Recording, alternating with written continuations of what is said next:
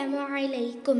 Today I am going to recite Surah Taha ayah number 66 to 69, which meaning أعوذ بالله من الشيطان الرجيم بسم الله الرحمن الرحيم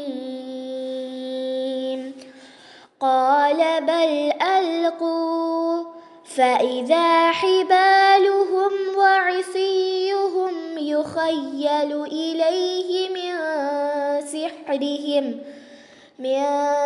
سحرهم أنها تسعى. അദ്ദേഹം പറഞ്ഞു, എന്നാൽ നിങ്ങൾ ഇട്ടുകൊള്ളുക. അങ്ങനെ അവർ ഇടുകയും ചെയ്തു. അപ്പോഴേക്കതാ അവരുടെ കയറുകളും വടികളും അവരുടെ ജാലവിദ്യ നിമിത്തം അവ ഓടുകയാണെന്ന് അദ്ദേഹത്തിന് തോന്നിപ്പോകുന്നു.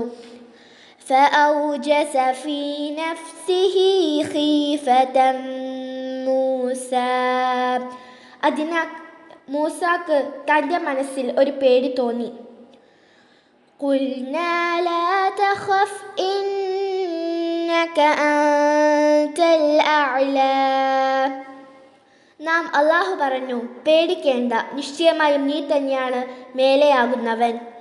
وألق ما في يمينك تلقف ما صنعوا إنما صنعوا كيد ساحر ولا يفلح الساحر حيث أتى.